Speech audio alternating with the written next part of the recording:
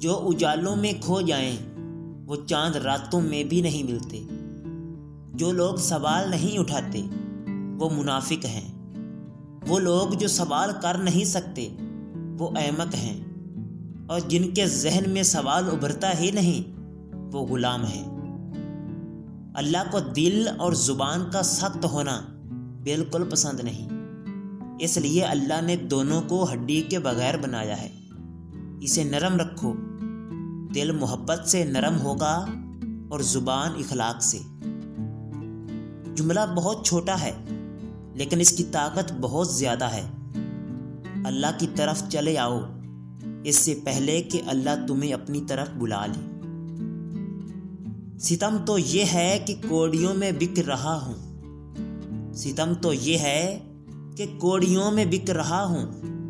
मेरी माँ ने तो मुझे लाल कहा था। शेख सादी रहमतुल्लाह अलैह और उनका बेटा तहज्जुद पढ़ रहे थे। दुआ के बाद बेटा बोला, बाबा जान सब सो रहे हैं और हम तहज्जुद पढ़ रहे हैं। शेख सादी ने अपने बेटे को जवाब में कहा कि अगर दूसरों के ऐबों पर नजर रखनी थी तो बेहतर था कि तू भी सोया रहता। किसी को अजियत भरे दिन रात से नवाज कर आपको क्या लगता है कि आप सारी जिंदगी यूं ही हंसते मुस्कुराते रहेंगे? बस वक्त के उल्टे चक्कर का खेल है।